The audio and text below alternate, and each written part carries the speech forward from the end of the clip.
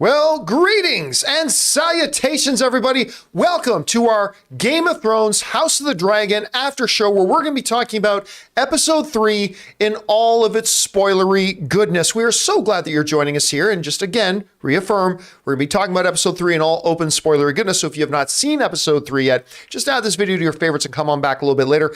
My name is John Campia. It's good to have you guys here. I am joined, of course, by Kris Carr. Kris, how are you? I'm doing great. I'm excited to talk about this episode. And lurking back in the shadows, kind of representative of his dating life, Robert Meyer Burnett is back there. And he will be joining as we will tag in and out up here. He'll be joining us up here on the stage a little bit later. But we are here to talk about Game of Thrones, House of the Dragon, episode 3.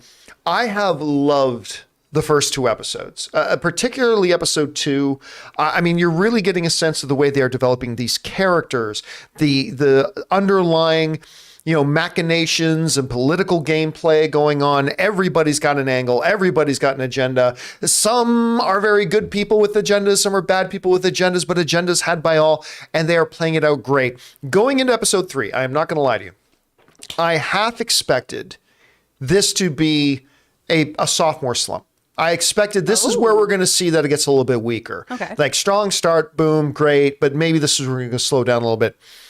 I'll tell you what, I'm not 100% sure I would say this episode was quite as good as episode 2 for me, but it was fantastic. Everything from the opening with, again, getting this gruesome look at how the crab feeder does his thing and everything like that. So rough. To a quick little, it's good once in a while for Game of Thrones to kick in a humorous thing once in a while. So, yes, my prince, save me. Anything gets squashed. You got to throw stuff like that in there. Otherwise, you start to drown a little bit in the heaviness of it. Mm-hmm. That was funny. Damon was great. Anyway, let's start off just by talking about our general impressions of the show today. And then what we're going to do is we're going to go over to the super chats, to your guys' live questions that you guys have been sending in. Now, we've had them open already, but you guys have already practically filled it up already, all the super chat questions. So just so you know, we're going to leave it open for like 1 more minute. So if you've got a thought, opinion, theory, speculation, whatever that you'd like to throw in there and have us read off, you got about 60 seconds to get it in there, and then we're going to have to shut it down because, again, you guys have already filled it all up. But Kris, let's go over to you here. Mm-hmm. General impressions of the episode. How did you feel about it? What did you like? What did you not like? Your thoughts? Oh man, it's a killer episode, and it's a very familial drama episode, which I love. It's the episode where we see so many brothers. We get the Lannister twins in here. Yeah. We have Vaemond Valerian come into play. We have Hubert Hightower, Otto's brother, come in too. And we're seeing all of these dynamics between the brothers of how they're all manipulating one another or trying to work together in some cases, which was so fascinating. Rhaenyra and Viserys are just so fun to watch. Yeah. I love their dynamic, and I'm real sad that Paddy is not long for this world. Yeah. I mean, he's missing digits. He is having a hard time doing basic things. He's getting He can't get on and off the horse by himself anymore. Wine is getting on top of him, Oof. But it was a really fascinating episode, and I'm liking how we're seeing more and more of these just kind of character-driven moments too, and the relationships develop here, particularly too with Rhaenyra and that one Sir Kristoff. Yes, Sir Kristoff from Dorne. I really am enjoying their dynamic. That whole scene with the boar was so fun. Yeah, I had a camping trip like that in Huntsville where I had to go hide in a truck because wild boars came and attacked us. That's why I don't like camping. Wow. Yeah. That's okay. We're going to have to actually discuss that over lunch sometime. I want to hear about that. And of course, it was who didn't have flashbacks about the demise of King Baratheon? Yes. Right? Like when the boar is attacking and all that kind of stuff. So like there was a little bit of hints of flashback there. Rob mentioned it earlier on the John Campia show, but when she comes strutting back into camp, just covered in blood, hair caked in blood, dragging the boar behind. It's like, good dad, you had a bunch of guys tie down a moose for you. Yeah, that's great. We killed this thing. I killed this thing. Yeah, that was really, really good too. Talk a bit about though the whole storyline here with Daemon and the war going on in the Straits, because I mentioned this a little bit earlier. I can't remember if we said this on camera or off camera, but when they first cut to that environment where the war is going on, and the camera first comes up on Corlys's brother, I thought, because there had been no like if I'm editing this show, you start with the prime character, say, hey, this is where we are, Corliss is here, blah, blah, and then you start showing the other people sitting around the table, right? They started with the camera on his brother first. And so my first thought is, wait, did they recast Corliss? Why would we get rid of that amazing actor? Yeah, what's going on? And then, anyway, you find that he's still there. Okay. But when we go over to that scene, your thoughts about that whole segment? Gosh. Well, again, all the brother dynamics, really interested in this. Plus, we also have his son all grown up too. We've seen him as a little before. Now he's out there fighting the war and everything. Oh, there we go. There we've got Apparently the guy they want to marry off Rhaenyra. A potential mate for Rhaenyra, which, I mean, slightly better than her own baby brother. Slightly. Yeah, slightly. Ooh, Targaryens, y'all are wild. But seeing how they all were viewing the war, talking about mutiny and everything too, and then having Daemon come in and not say a word. I mean, Matt Smith is just killing it on this show. He's doing such incredible work when he just lands and takes that message from the messenger and then starts beating the ever-living shit out of him. Oh. It's a horrible moment, but it's like watching a train wreck where you just can't stop looking at it. It's awful, but he does so much in that scene without saying a single word. You understand how he's so angry at his brother still, how he is so committed to just dying on the stepping stones to piss off Viserys. It's so good. Yeah, I mean, that whole thing. First of all, every episode, I find when it comes to Daemon, they do something in the episode to show that he's got some really good qualities about him. Like last episode, when it ends, when Corliss is kind of starts shit talking the king a little bit, and he's like, I will speak of my brother as I wish. You will not. Like, so he's got every episode, they're showing he's got some really good qualities. And every episode reminding us he's also an asshole. Yeah. Like he's also deeply, deeply flawed. As is, so like the poor messenger, he starts beating the shit out of the messenger, all because he wants nothing more than to show up his brother. Or I don't even know if show up his brother is the right phrase. It just might be prove himself to his brother. Yeah. And then all of a sudden getting this message, big brother's coming to save you. Don't worry, honey, I got you. Which is not how Viserys intended it. No. He'd been trying to stay out of it. It's like, I don't want my brother to die. So he's utterly frustrated. And I don't think he's mad at Viserys for saying, I'm coming. Yeah. I think he was taking out all of his frustration that they had not been able to succeed up until this point without his brother needing to come. And so at that point comes, well, then we've got to do something drastic. The plot starts to get suggested before Daemon even shows up, saying we send somebody out as bait to lure people out. Well, let's send Daemon. Yeah. And at that point, Daemon's like, F it. And, I was talking about this on my social media last night to some people. It's like, some people are like, that's stupid that they ever thought that should have worked. Like Daemon should have died like 50 times in that whole sequence.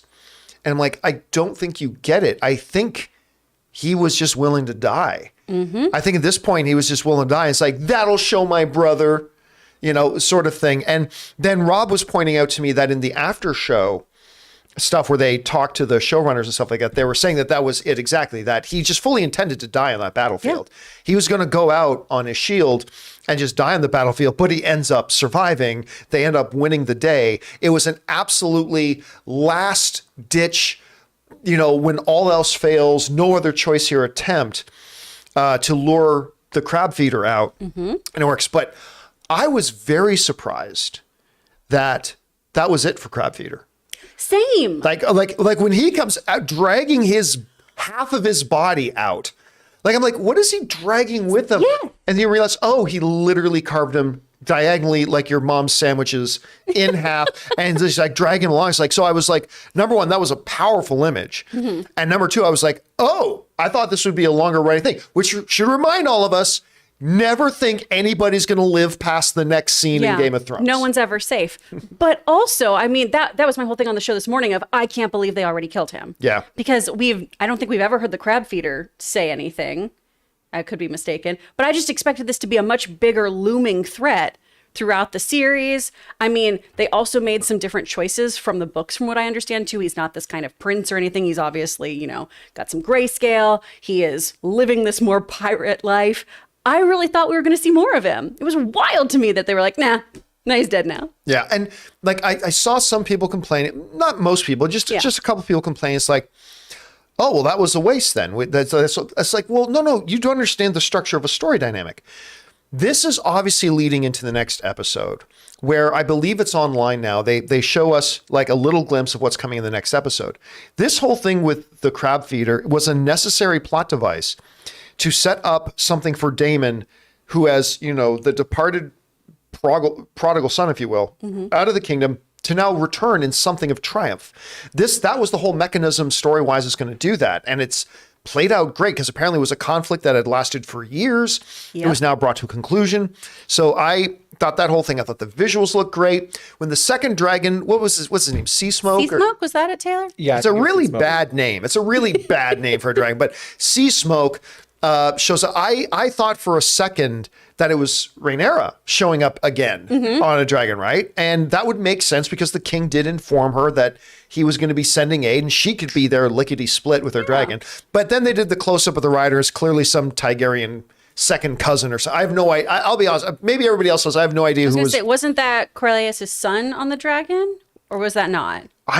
No, because the Valyrian, they can't ride dragons. Okay, because he's Targaryen too, though. Is he Targaryen too? Oh, because his mother. Yeah. That's right. His mother. I thought it was maybe. Maybe. You know what? You guys in the live chat. Was that Corlys' son? Because I totally forgot about that. That of course his mother is Targaryen, and that's why they want them to hook up, because of that and the Valyrian blood. And they would just make very pretty babies. Very pretty babies. Very, very pretty babies. So how you make that makes total sense now. That makes sense. Yeah. Okay. What also makes him a very good match for Rhaenyra, actually. Okay. Maybe I'm liking this match more. Okay. I'm liking it. It's starting to make sense to me. Okay. So let's flash back to the part that you were talking about. The dynamic between Viserys and Rhaenyra, the father and daughter. 2 years have passed. And clearly everything, like from that moment that the last episode ended of, oh, hey, I've decided to marry your best friend, sweetheart. Like the knife of betrayal that she would have felt. I still listen. I like Viserys as a king. I think he's not made the best decisions, but he always tries to find a way to mean well, right? That is the one decision he's made in this series that's like, no, that was just any way you cut it. This was the wrong thing. To make that announcement in chamber without telling your daughter first, when you just had this big heart-to-heart with her, without giving Corlys a little bit of a heads up, saying, hey, listen, I think if your daughter were 4 years older, I'm not even going to say 10, because this is Westeros, even 4. If your daughter were like 4 years older, I think everything you're proposing makes sense. But being 12 does not work for me right now, and I need to marry now. So just so you know, out of full respect for your family, and I would have done it had the circumstance been a bit different. Like that is something he should have given a few people a heads up to. Yeah, instead of just, guess what, kids? Yeah. That's my wife. And maybe even letting, the girl know. Yeah. That'd be pretty cool. That was kind of strange. But so the relationship has obviously gone very, very cold. And you get why. And I like the fact that they are not just making Rhaenyra like this. They're not forgetting she's a young teenage girl. And so we can look at her and go, well, she's being a little bit irrational when it comes to her dad. Like, she's not being very, dude, she's a teenager. Like, do you think I always acted the most rationally and thought things through in the most processing way when it came to my parents when I was 16 or 17 years old? No. And she felt really betrayed by it. And then she just sees herself as being used as a political pawn. So she's upset. Mm-hmm. And she's taking it out on her parents the way teenagers usually do, with a lot of, snark. Yeah. That's what we do when we're that age. So I get that. Meanwhile, Viserys, by the way, I love that scene when Viserys is like ruminating to his council members, like, I can't even manage my own family. And the council member's like, hey, like the king before you, his whole life was made misery by his daughters. So it's a proud tradition. Perfect line. But when he finally says to her, look, I did waver because I can't even mend my relationship with you, as everybody else is telling me that Aegon needs to be king. And I admit, I thought about it, but you are my heir. That is not changing. and you marry whoever you want, which was the best advice that Alicent gave the king to tell her. Yeah. You pick who you want. And I think going into the next episode, and I know nothing, but I'm just speculating that two things are going to happen. One, we're going to see the king's health fade even more. Oh, yes. And I think we're going to see a much, if not completely restored, a much improved relationship between them. Anyway, you mentioned you loved that scene with them. What stood out to you about it? Oh my gosh. Well, I mean, first of all, when they're first at that kind of tourney and everyone is just watching them fight. It gets loud. It gets loud. Yeah. Because, I mean, again, what the show does so well is, yes, there's fantasy, yes, there's dragons, yes, there's high stakes, but it's a family drama. It's a political drama. And we all can relate to that moment of having a fight with a family member in public and then being like, oh shit, I can't do this right now. Okay. And when you add the layers on too of just being a political figure and trying to have a conversation with your kid and everyone's eyes are on you, that's so difficult. And they did it so well here. Her storming off, him kind of wrestling with whether or not he should go after her, keeps asking about her. All of that is so great. And I really think, too, it ultimately led to a place where Alicent has a little more agency now, too. She's queen. She's queen. But for so long in those first two episodes, right, it's just Otto telling her what to do is how it feels. But she's now giving advice to Viserys. She seems like she really has genuine feelings for him and cares for him and really wants her friend to mend her relationship with her father. So a lot of that dynamic between the three of them just like really, really worked for me. I know from what people have said that Alicent is going to get to be problematic, but I'm not there yet. I'm not on that journey. The show's not there yet. The show's not there yet. So as of right now, I'm really enjoying what she's trying to do for her new family. And I'm really, really liking that we don't mend things immediately. I'm glad that these are bridges being built continuously and it's not doing kind of a sitcom, hey, we're all okay now. We figured it out. I'm glad there's still shades of gray in here of them not knowing if they all actually are on the same page. We get introduced to the Lannisters. We do. The twins. Apparently they've been generations of dicks. Apparently. They've sucked forever. By the way, my watching it when he says, you would build, caverns for dragons. I would do anything for my queen. Or my lady wife. And for the entire rest of the evening, Anne kept saying, am I your lady wife? Like, refer to me as your lady I am your wife. lady wife now? What is a lady wife? Anyway, that was an interesting notion.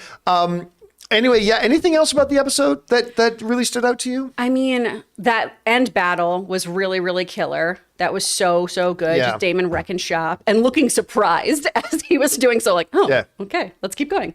And the boar scene, really, the boar scene was just something that was so cool. Well, and also very personal to you, apparently. Yeah, I connected to it on a very visceral level. But I just loved their dialogue, too, of, the Sir talking about how, like, Rhaenyra is incredibly important to him and how without her, his whole life would not be where it is. Right. And so obviously she's making impactful choices, whether or not she thinks she is or not, and the whole idea too of just like anyone would switch places with you. Well, they've never had my position. Okay. Well, other people are like living in the streets and have like a terrible, terrible life. First world problems, princess. Yeah. Sorry that you have to marry somebody. Woof. So I just liked that kind of moment of perspective for her too. I really just enjoy their relationship. I think that it's really nice to have somebody be able to call Rhaenyra out while not stepping on the whole royal toes kind of thing, right? But that goes again to the whole thing that they are showing her as a strong, intelligent, to a degree noble, but she is also not forgetting that she's a teenager. She's an angry teenager. And that's going to express itself and manifest itself in some not so great ways. Absolutely. Sometimes, and they haven't been forgetting that. All right, guys, now we're going to throw it open to you. We are going to listen to what you guys had to say or ask about this episode of Game of Thrones House of the Dragon. But before we get to that, we want to thank one of the new sponsors around the channel, the great folks over at DraftKings. Guys, we want to take a second and thank one of the sponsors of today's video, DraftKings. Now, guys, you know I am a huge sports fan. And football fans, the first Sunday of the NFL season is here, and DraftKings Sportsbook, an official sports betting partner of the NFL, is giving new customers a can't-miss offer to celebrate the return of the NFL season. Right now, new customers can bet just $5 and get $200 in free bets instantly. And as an added bonus for Week 1, everyone can experience the thrill of DraftKings early win promotion. It's simple. Bet on an NFL team to win, and if your team leads by 10 at any point during the game, you get paid instantly even if your team goes on to lose. So download the DraftKings Sportsbook app now and use the promo code Campia to get $200 in free bets instantly when you place a $5 bet this Sunday. That's promo code Campia only at DraftKings Sportsbook, an official sports betting partner of the NFL. Minimum age and eligibility restrictions apply. See the show notes for details. And thank you to our friends at DraftKings for sponsoring this episode. Guys, remember, DraftKings is like anything else you do for fun and entertainment, like buying hot toys. Do it in moderation. Don't go overboard. But again, thank you to our friends at DraftKings. All right, I am now joined by Mr. Hot Toy. Robert Meyer Burnett is here. Robert, how you doing? John, I'm doing well. Excited to talk about this episode. I'm excited about it. Just give me your quick thoughts on the episode before we dive to the questions. You know, I really, really like this episode a lot. I mean, it might be my favorite episode. I've really been impressed by the relationship between Viserys and Rhaenyra and how they're developing that. I mean, obviously Daemon's incredible. The idea that, you know, they took a leap 3 years ahead of time. You had, because the child's on his second naming day, so that's when he turns 2 or something. Yeah.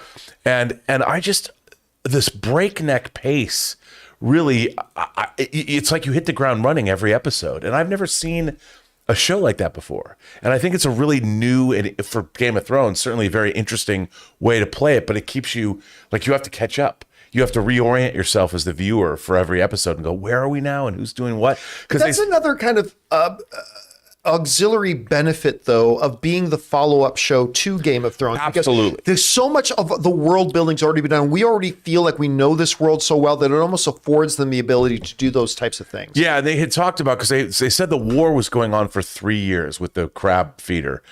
And I'm like, wow. And it wasn't going well, you know, and I love this idea of, like, the king's like, I'm not going to help them, you know, and it's how interesting. You're just letting your brother, he made his bed, he can sleep in it. You know, it's really, you're not jumping all over the Westeros like you did in Game of Thrones. It's really centrally located in King's Landing. And sure, you move out peripherally, but for the most part, it feels more like you're watching this. It's much more of a family drama or a family, well, I don't know what you call it, war. But time. family drama is really, that's what I love. Yeah. And it's really interesting because it's not a copy of Game of Thrones. It's a different kind of storytelling set in the same world. Alicent has this great moment too, because Kris was referring to her evolution as a character, but she's also become a character with a lot of wisdom, because when the king finally says to her, like, I don't know what to do about my brother's war. And then she goes, well, okay, well, let me ask you this. Is the kingdom better off with the crab feeder or without him?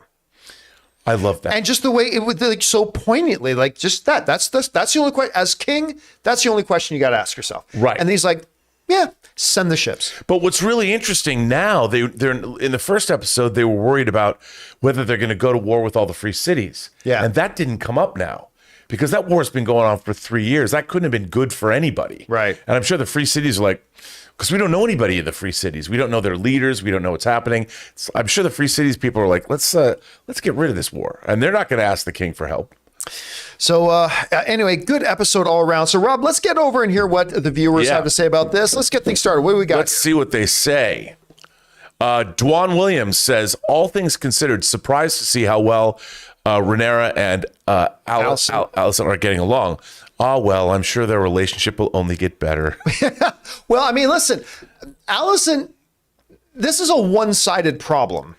Alicent does not have a problem with Rhaenyra. Rhaenyra has a problem with her. Yes. And apparently that problem is being, prophesied that it's going to get even worse by people who know the books, apparently. Well, how weird is it that that Rhaenyra's best friend and father have now created the heir that's going to replace her? Or the potential heir. And that her best friend is now her stepmother.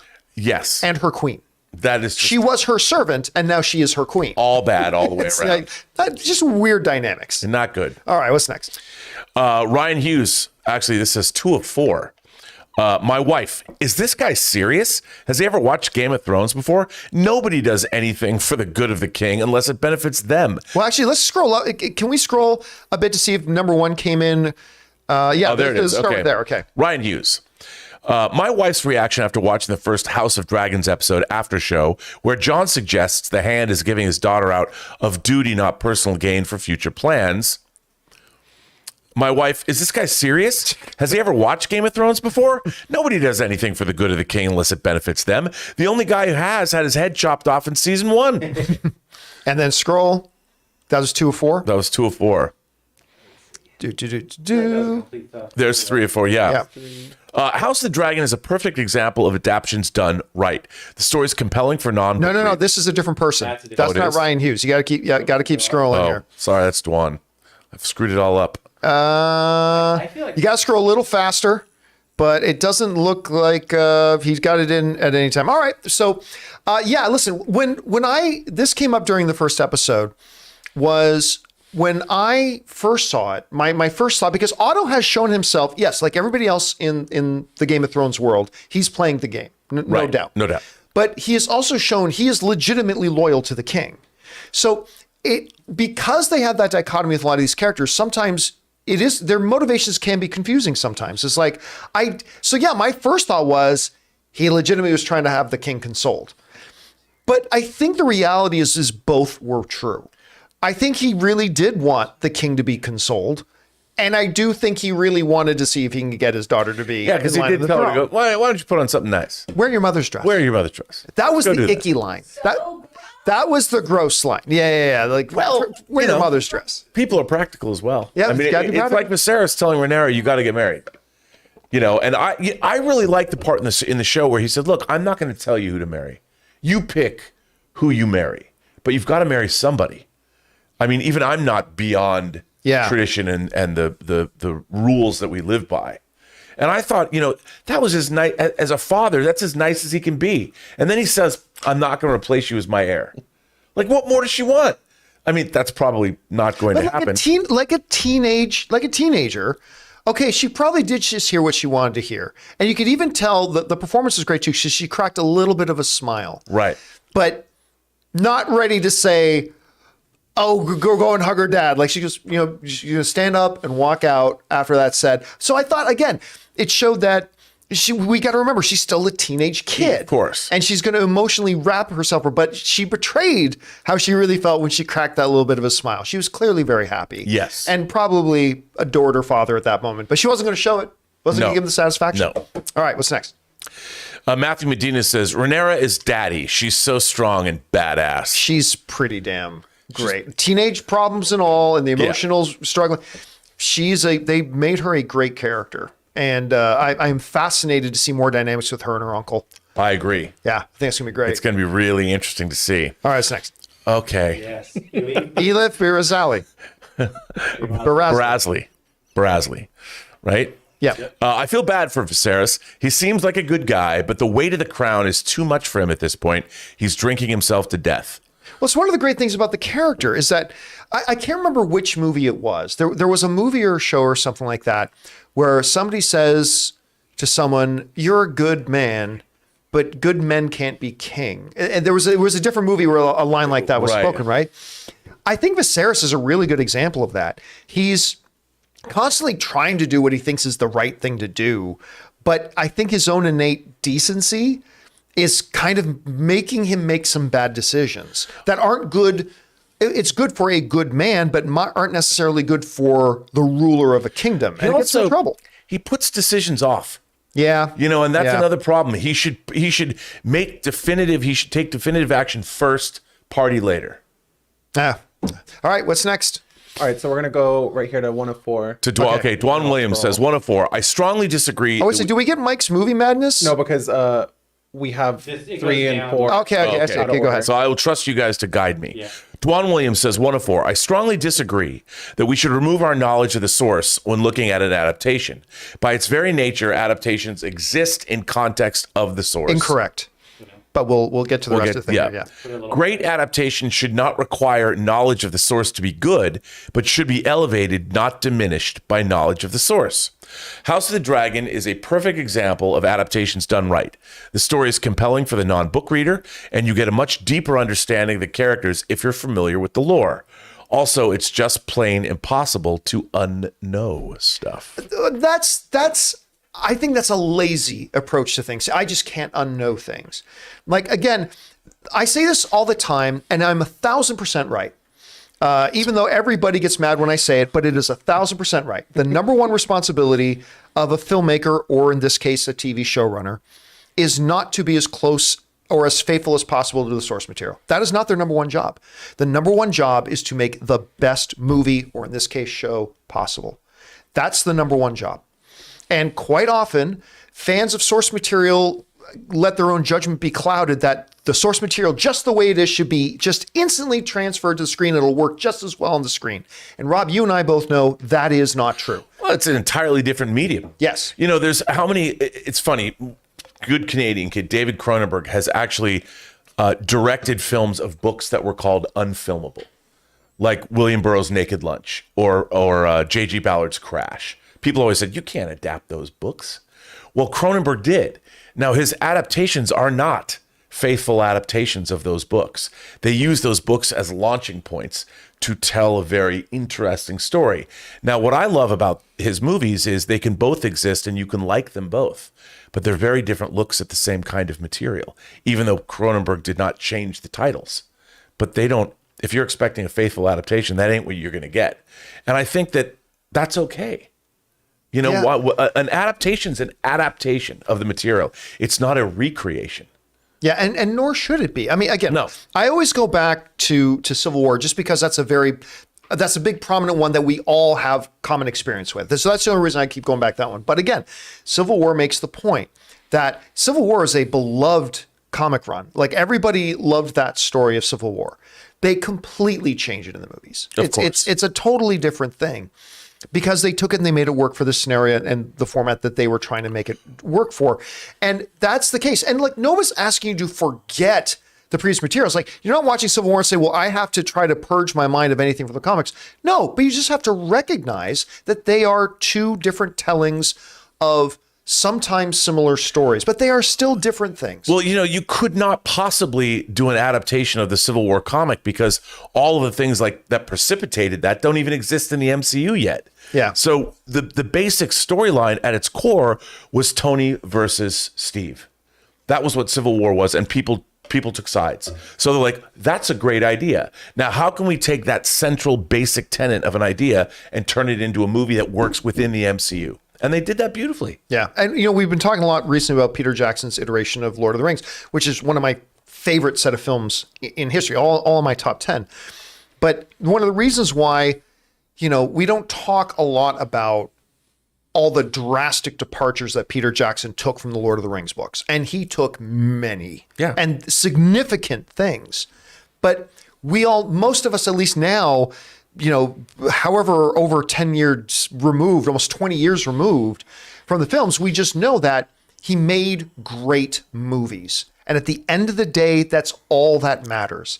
It doesn't matter that Arwen replaced, what's his elf's name? Glorfindel.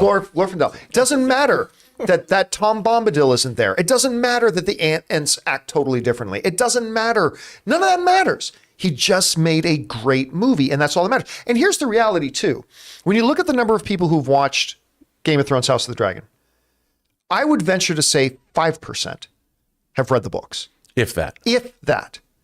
So you got to recognize who you're making this content for. Yeah, capture the spirit of the source material. Absolutely, if you can, the best you can. But take the liberties where you need to make the best movie or show possible. Well, what's interesting, you know, Jaws is in theaters this weekend. Did very well, actually. In the book, Matt Hooper, Richard Dreyfuss' character, has an affair with Sheriff Brody's wife. Now, can you imagine that affair shoehorned into the movie version of Jaws? It wouldn't have worked. I mean, one of the things that works so beautifully about that movie is what the whole motivation of Roy Scheider, of Sheriff Brody, to get out on the Orca is to protect his family. Yeah. You know, you think he would have been in the same headspace if he found out that Ellen Brody was stooping Matt Hooper? I don't think so. All right, what's next? Mike's Movie Madness says, so the writers totally knew they had a winner with Matt Smith. How else would they know with just one line of dialogue he would still manage to steal the episode? Well, here's the thing, though. That was written before Matt Smith was cast. Sure. Yeah, so that was going to happen regardless of who the actor was. And I'm sure there are many other actors who probably could have done very, very well with that scene, but Matt Smith is definitely one of them. He did actors who can do great performances in either single location environments or with no dialogue. Look at the beginning of, I go back to this movie a lot, Daniel Day-Lewis and There Will Be Blood. Look at the whole opening of that movie. Oh, yeah. Right? I mean, that's really the hallmark of a strong performer, and Matt Smith crushed it. All right, what's next? Crushed it. Ilif Birasley, right? At the start of the show, I thought that Viserys would die from his wounds. After tonight, I think he might die due to his drinking. I think it's not necessarily I don't think it's mutually exclusive. His health is deteriorating. Yeah. Which is not his health is deteriorating, his stresses are mounting, and as a result, he's drinking more. None of this equals a long lifespan. No. So I don't think it's one thing or the other. I think Plus, he's susceptible to staph infections or whatever, sepsis, whatever's going on. Yeah, he's not. Because his ditches were gone, but if you notice, the remaining stubs didn't look healthy. Yeah, he's not okay. No, he's not okay. Yeah, he's not long for this world. All right, what's next? Let's see. Matthew Medina. Yeah, Matthew Medina says, you can see the difference of fighting styles of Daemon versus Aegon VI. John, pure Targaryen blood is on display. This is so damn accurate. Daemon's footwork is so much more precise and surgical versus Jon North style with the Targaryen flourishes. These small things make it so real and so accurate to the books. Anakin versus Kylo, for example. I don't know, man. I don't know if he's looking at, I mean, maybe they've done that. Maybe they have the same fight choreographer who's making those kinds of changes. Well, I mean, maybe. I mean, your fighting style's not defined by blood. No, it's defined by training and by what you're surrounded by. Jon Snow grew up as a Stark, surrounded by House Stark, learning fighting styles from watching Stark. Right. And being Stark. I mean, so you're right. Fighting style doesn't come from blood. But that doesn't mean that they're wrong, though. It doesn't necessarily mean that the show creators can't put flourishes in there to be reminiscent of that, because at the end of the day, we ultimately find out that Jon Snow is indeed Targaryen. So, I mean, there could be a little bit of that in there. Yeah. All right, what's next? King Tane says, do you think we'll ever see the first half of the book in the show? The show is the second half of the book so far. It is true, because the Blood and Fire starts out before this period of time. And I think they picked this period of time specifically because it has a beginning, a middle, and an end.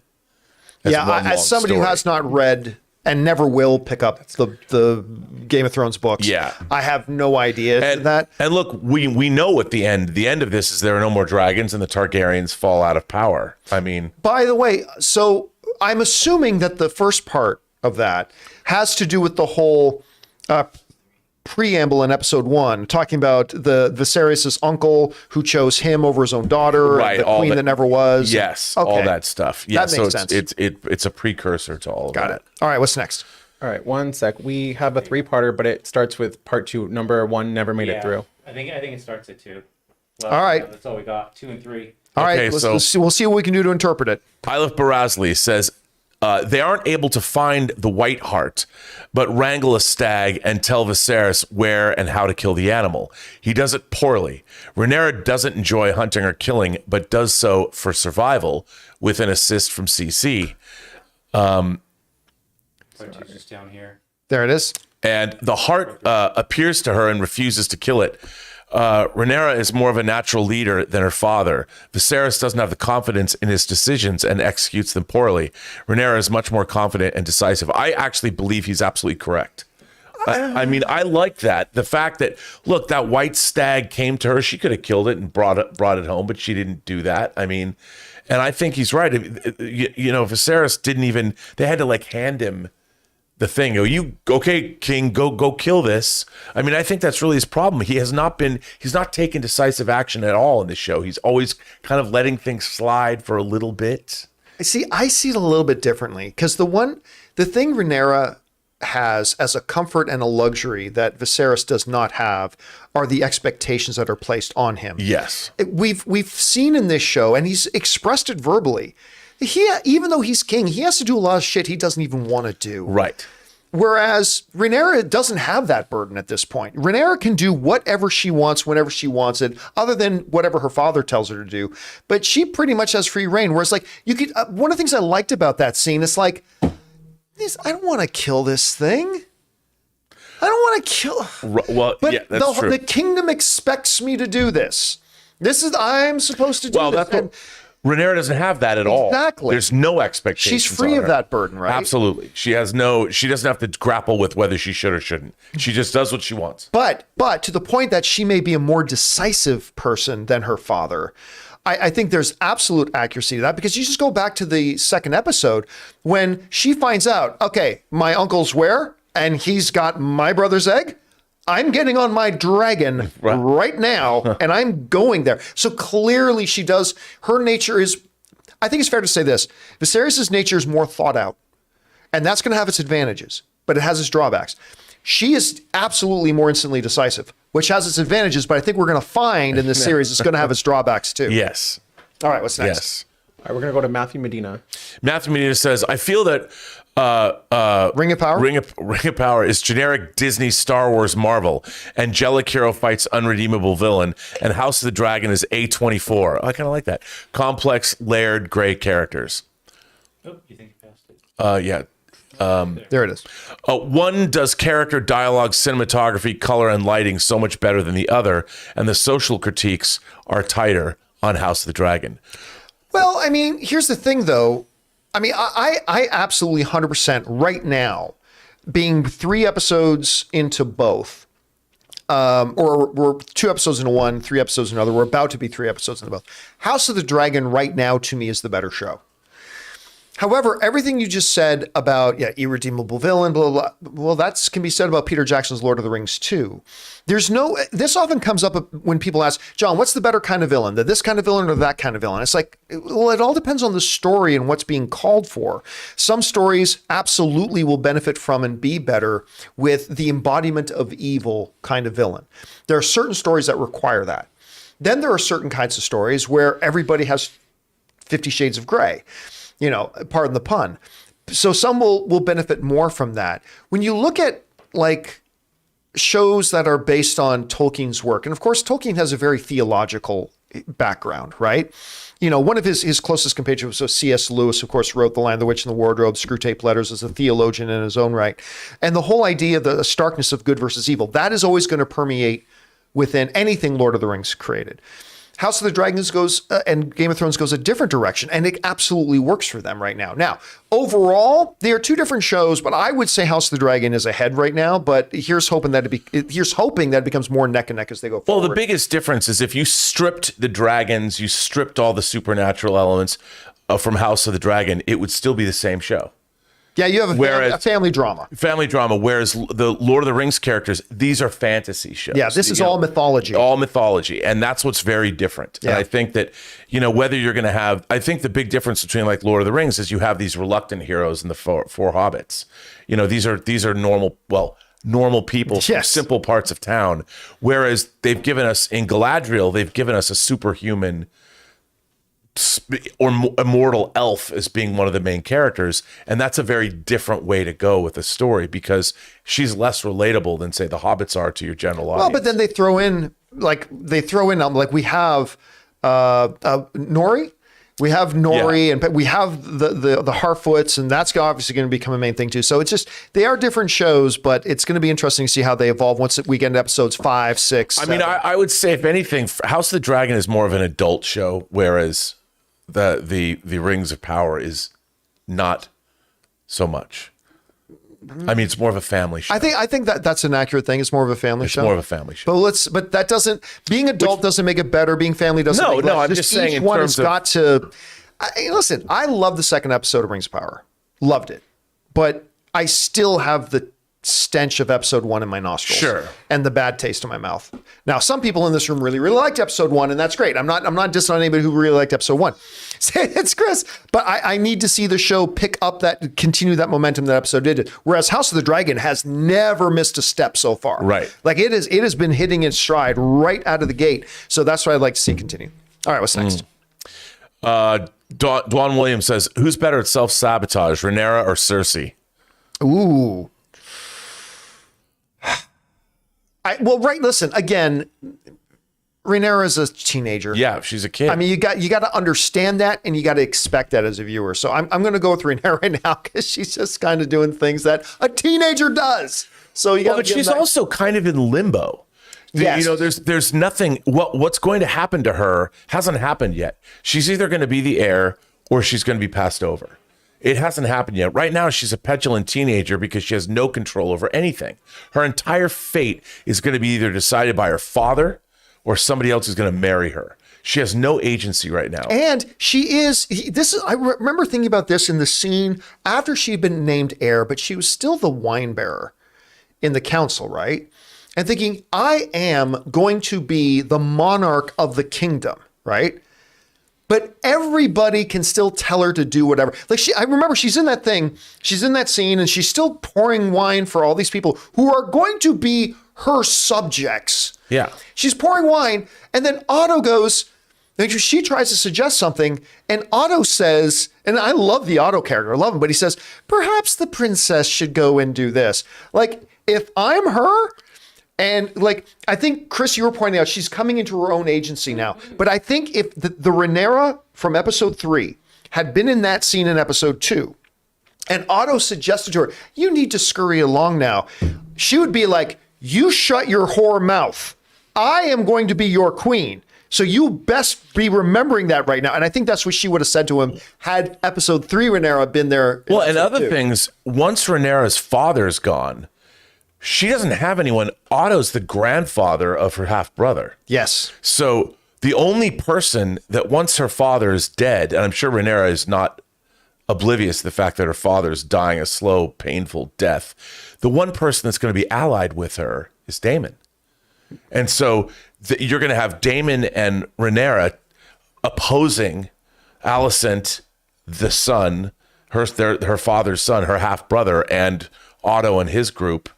And that means that Daemon brings with him his side of his group, you know, the ships and everything. So the battle lines are being drawn every episode, and you can see exactly what's going to happen here. We're still a few steps away from Daemon and Rhaenyra aligning, though, because I think what we saw in the preview for the next episode is there's still more drama to come between just them. Well, right. Yes, there is, but no one's, you know, we haven't gotten to the point where the whoever's been picked. All right, well, I'll tell you what. Why don't you go ahead and read the next question? As we do, we will tag Kris to come back in here and take over for me. So what is next? The next question, Sam Fisher, 1 of 2.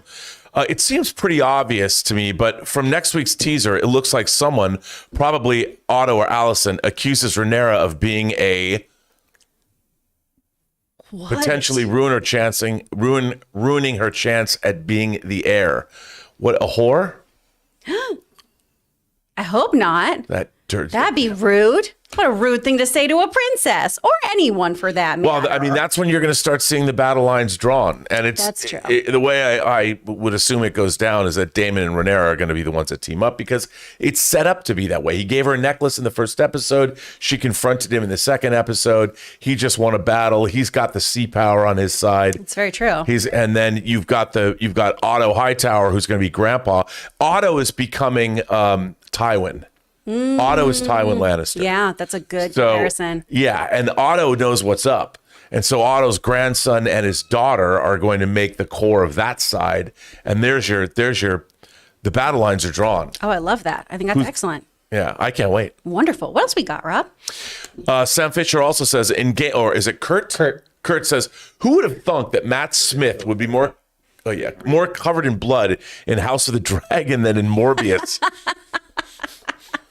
Well, House of the Dragon is rated R after all. That's true. Morbid Time's only rated PG-13. Yeah, they didn't get the green light for all that blood. That's why they had those little blue packies. Watching this, you're like, wow, those people who made Morbius did not understand what they had as far as a powerhouse of Matt Smith. He was good in that movie, but man, they could have used him a lot more. I mean, I went into Morbius being like, this ought to be good. And I genuinely enjoyed his relationship with Jared Leto at the beginning. I thought his weird dance, he committed to it and it made sense for the character. He's a great actor. He was so good on Doctor Who. I'm glad he's finally part of a project that is fantastic. I agree. So far. It is fantastic. It could turn at any moment. What else? Sam Fisher says, in Game of Thrones, Joffrey actually spoils how House of the Dragon will end and how Rhaenyra dies, or at least how it ends based on Westeros' history books.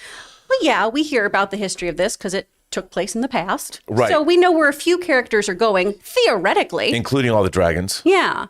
But I mean, as we know from real life, too, history isn't always what it appears to be on the page. History is written by the victors. Exactly. So I'm interested to see how it all pans out.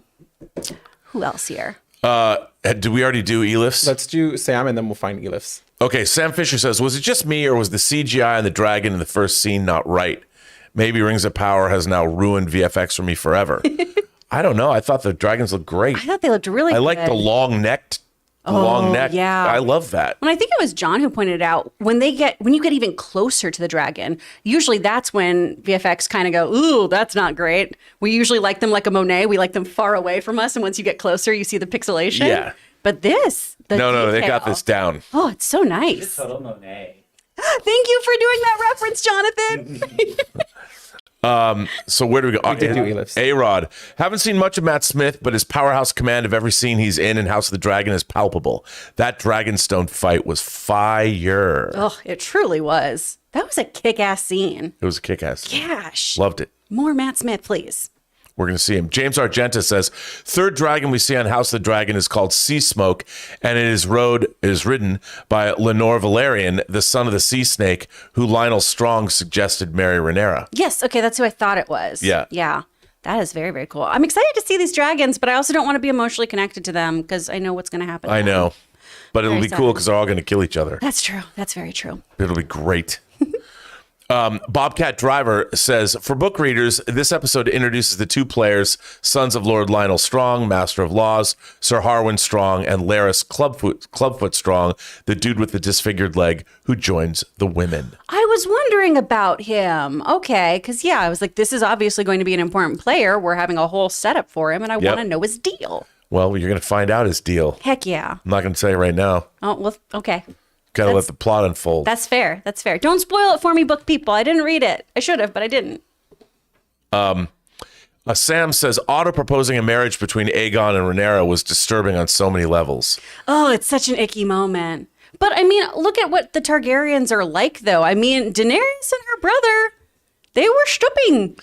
They've got a whole other set of ethics, and this is also how a lot of oligarchies and monarchies worked. It's gross. I don't have to like they're it. only half brother and sister. Which is why it's a little bit of a step up from some other ones, but still. And then you have to wait for Aegon to get of age. Yeah, it's so gross. But I understand that icky feeling. Ugh. So we don't have part 2 or 1, so we'll start with 3 on Ryan Hughes. Oh, okay. Okay, Ryan Hughes, 3 of 4. Wife. What's he smoking? Because that's a terrible take for a Game of Thrones veteran. Me. Well, he did like season 8 of Game of Thrones. Wife. Well, that explains a lot. They must be talking about Jon. Paraphrasing Kris now, but she politely suggests to Jon the real motive behind the hand's actions. My wife. See, now that's someone that knows what she's talking about. Oh, hey, Ryan's wife. Thanks. I try and know what's going on. Sometimes I do. Sometimes I don't. Appreciate you're pretty good. Oh, thanks, Rob. Pretty good. Thanks. The main man says, somehow they made a Lannister everything I thought he would be, laugh out loud, and Otto should be called the first Littlefinger, always plotting. Ooh. But you know what? He's plotting, but I do think that Otto has the realm. He might turn out to be a selfish prick because it's Game of Thrones, but he is trying to do, I think, what's best for the realm. I still feel he's more of a Varys. Yeah. Yeah, yes. He's more of I would say that he's more of a Varys. And I'm really interested to see how his brother plays into this because of his brother pushing for it's up to you to make sure that this goes well. Yes. So I'm interested to see how that dynamic works too. We'll see. A fan of Peanuts, how are you? There wasn't 1 second of screen time wasted here. No, not at all. I feel that way about the whole show. Yeah. It's just, you said it earlier, it's a breakneck pace. And it doesn't feel like you're like, oh my gosh, I can't keep up with everything. But it's just very, very well timed out. But yeah, it's really well done. I mean, they've clearly, the fact that their first pilot didn't go, it turned out that George R. R. Martin's a co-creator of the show. And the fact that they really have a limited, there's not big sprawling multiple novels. This is just a section out of the first book of Blood and Fire, and they can concentrate on that. And I think it's really helped them. Absolutely. It's a really smart approach. Very smart approach. I appreciate it. Dwan Williams says, also love the idea that Otto needed a small push from his brother to press the issue of succession. I think Otto really is loyal to the king. I think he is. I think he's loyal to the king and the realm, but he's also not stupid. Yeah. He's like, he sees it dispassionately in terms of what's supposed to happen. Like, that's why the suggestion, why don't you just marry him? And, Exactly. It might be, see, people have to understand, this might be creepy to us looking back in time, but this was the norm. I mean, this is when life expectancy was 30. So, I mean, people were getting busy earlier, whether we like it or not. Exactly. I mean, well, and I think it's really, I know I keep harping on this, but if you look at real life political machinations too, you can be loyal to a political ideology, but also want things to benefit you. We see this all the time. So again, this show, even though we are steeped in the fantasy world, it really pulls from real life drama and how these things work. Agreed. What else we got, guys? Oh, snap. Oh, snap. Oh, no. Something went wrong. Okay. Oh, there we go. Okay, where are we at? 1 sec, sorry. There was green screen behind me there, so I moved. It was We perfect. did Bobcat, right? So Yes, we did. James Argenta says, oh, we already We did read that. this one as well. ours, we did a fan of Peanuts, right? Otto knows Rhaenyra is a threat. Oh, there we go. Yeah, Jason Brendan. We haven't done that. Down to Jason Brendan. Jason Brendan says, I feel like Otto knows Rhaenyra is a threat to his ambitions. How long before he poisons his daughter to fully turn on her friend, do you think? I don't know. I mean, that'll really show Otto's true colors. I think we're getting closer to a big push here, right? Especially just from the promos we've seen of this show. We know Right. these girls are not going to get along. No, they're not. So maybe that is. Maybe Otto really, really does just push her to saying, hey, you need to stake your claim. This girl is a problem. And You we have a know son to care for. We know that Damon and Rhaenyra, when she's older, are talking on the beach together. So, and the difference is that Otto, Alicent, and young Aegon. Aegon's only half Targaryen. Yeah, So will he have dragons? that's true. They're going to take those dragons We're away. going to get one. We'll find out. Find out. Did we do this a fan of Peanuts? I don't think we did. I think we missed a few here. No, we haven't done Missed that. a couple of A these. fan of Peanuts says, "What a great age we live in to watch stream TV, man." Let me tell you, I always say we live in a realm or a time of riches. Mm-hmm. We're getting it all over the place. Whether you, I mean, on TV and streaming, we are really getting these series that are quite excellent. I mean, I love For All Mankind, but whether it's Stranger Things, whether it's this, whether it's Rings of Power, I mean, whether you love Rings of Power or not, it's still an amazing feat that we're getting stuff like this made. Absolutely. And look, people can say what they want about different agendas or whatever, but we have people investing a lot of money into these storytelling endeavors on a grand scale. This would never have happened 20 years ago. Oh, no. Never have happened. I mean, this is a result of everything from The Sopranos to all The Wire to all these shows of House of Cards, the first Netflix series. That's why we're living in this golden age of television, and I'm so there for it. And of course, no matter how you feel about the last season of it, Game of Thrones. The And original Game of Thrones, absolutely. made fantasy a bit more water cooler for everybody. Yes, it did. I think we missed a few others too. The chat made it seem like we did maybe. Did we do that Bobcat? Yeah, we did that one. Okay, go up. We did all those. Go Okay. Up. Did we do James Argenta? Third Dragon. Yes. We did do that Yeah, one. I I think feel- Actually, we haven't done Dawn Williams. I feel like Rhaenyra is slowly turning into a female Damon. Ooh, that's a good looking I pivot think there. she probably is, but different because Yeah. everyone's different. But I think she's beginning to understand Damon, and because she's feeling she is going to get the same thing that he already felt like, oh, I've been passed over for succession. She's Exactly. feeling now, so she's like, oh, Yeah. I get what you were feeling, and that's what they're going to bond. Yeah. That's what's going to happen. They're going to be like, we were both in this position. They were already So, kindred spirits. They already had a lot of things alike. I mean, She's much more like him than her father. Yeah, I mean, I would say that if I had to guess, I would say that Rhaenyra and Daemon are going to be the ones that are booted out because they've got Dragonstone. Yeah. So they can go there and regroup and go to war against, and then you've got Tywin. Tywin is now advising his own daughter and their son, who's going to is going to be the king. They're going to have their place in King's Landing. That's what I think, and that's where the war will happen. It's going to happen.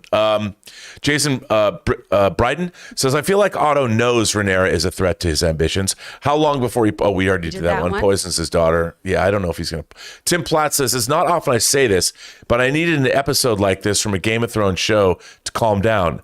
That Florida State LSU game was nuts. Awesome action at the end. I didn't see the game. The game or our show? Because the show, yes. The game, I didn't watch it. I don't know about it, but I'm glad you watched it, and I hope you had fun. Yeah, I don't know either. You know? Okay. I didn't see the game. What else we got? Alex von Gollum says, Viserys did love his former wife. Paddy showed it powerfully in the scenes with Rhaenyra. He is so conflicted between his duty and Rhaenyra's happiness. I know, that's what's so great about it. Yeah. He is a good father. He's not some neglectful douche. Exactly. Oh, and he would, I personally think he would rather be a family man than be king. I don't think he wants to be this at all. And of course, you think he didn't feel guilty about his wife and Rhaenyra's mother dying in childbirth? I mean... And he made the wrong call, and it has haunted him ever since. Yep. As it should, but I mean, still, he's a very tragic character. He is a tragic character. It makes him great. Dwan Williams says, Kristen plus Rhaenyra, yes or no? Yes. Do you think? Well, I think they're going to hook up. Oh, yeah, they'll hook up and they're not going to get married. Well, no. No. I think he'll probably die very tragically. Yeah, I think so, That's too. my assumption. You don't get to be happy in Westeros. No. If you get boned, they're going to get dead. Yeah, I agree. Tim Platt says, at the end of the show, I meant, we know. It's true. Yes, Tim. Oh, we get you, Tim. Talking Entertainment with Josie says, Rhaenyra is a badass. I want her to be my guard. Ooh, what kind of life are you leading? I want her to be her king. Yeah? Or my queen. You want her to be your queen? Yeah. Aw, that's sweet. She's a badass. She's a badass. Totally cool. I really enjoy her. Absolutely. What else, guys? 100%. 9.8 slabs only. That's a comic reference to CGC comic grading. I was fooled by the white flag and was screaming coward at my TV. Well done. Ooh. No, that was an awesome scene. Yeah. I mean, I loved when they drew all those soldiers out of the caves. I'm just like... Just and waves and waves of them too. Yeah, it was just great. Oh, so so great. well done. Christian Rohrer says, how do you measure the weight of those dragons? It actually depends a lot on the scales. Ba-boom. Bam. I like that one. Yeah, it was all right. I think that one's good. I'll take it. It's not that good, though. Fangblaze71 sends in a super chat, and S Beam sends in a super chat. I guess that means we're at the Is end. that it? Do we need to... The chat seems to think we missed quite a few. I'm not sure if we did, though. Well, can they name a few? Yeah. Sorry, guys. Our screen zipped out for a second, so we're very, very sorry about that. I mean, I'm happy to scroll down. Yeah, let's... Maybe put something out of order. So we did that. We did do All Things Considered. A surprise to see how well. I don't think we did that one. Okay. All Things Considered, yeah. We did the daddy one, but Yeah. we love this one. All Things Considered, surprised to see how well Rhaenyra and Alicent are getting along. Well, I'm sure their relationship will only get better. We did do that one. Okay. That was I don't early. know what a fan of penis did, but we did two of them. Yeah, that was all. Yeah. Sorry, y'all. They might just not have ended up in here. I think we got them. I actually do think we got them. Okay. Well, We right. did all of this. Yep. And I'm going down pretty far. Bear with me. As this thing scrolls, my face is like, The panic just sets in. Proposing a marriage between, yeah, we did that. Yep. Book Bobcat Driver. Like, yeah. I mean, Christian XRS. we did that. Kristen, yeah. So I'm not seeing anything. No, I think we Yeah. got them all. Well, my apologies, y'all, that if your super chat didn't make it in here. I'm very, very sorry about that. We do our best to answer them as they come in, but sometimes YouTube kind of throws a wrench in things for us. So my apologies for that. But We appreciate you being here because without you, we wouldn't be able to do this show and answer all your fun questions, have great things to talk about, theories that apparently I'm getting wrong because I didn't read the book. But hey, that's fine. One never knows. Exactly. Let it be a mystery. Sometimes it could be like the Marvel Cinematic Universe, right? Maybe the books are the books and the show is the show. Maybe they're going to diverge in the woods and take a different path. And you never know what happens. Exactly. Down the road less traveled. 100%. Well, thanks for being here, guys. Rob, you want to take us home? Well, we want to thank everyone for generously supporting the channel and this show via Super Chats. Very much appreciated. I want to thank Mr. Jonathan Voico for producing the show with Enable Assist by Taylor, who's learning exactly how to produce shows. And we want to thank sponsors for this particular episode, DraftKings. Yeah, remember. So thank you for that. Just draft responsibly. Draft responsibly. All right. That's right. Well, until next time, guys, we'll see you. And we'll have the show tomorrow morning, too, so stay tuned for that. Dracarys. Bum, bum, bum, bum, bum, bum.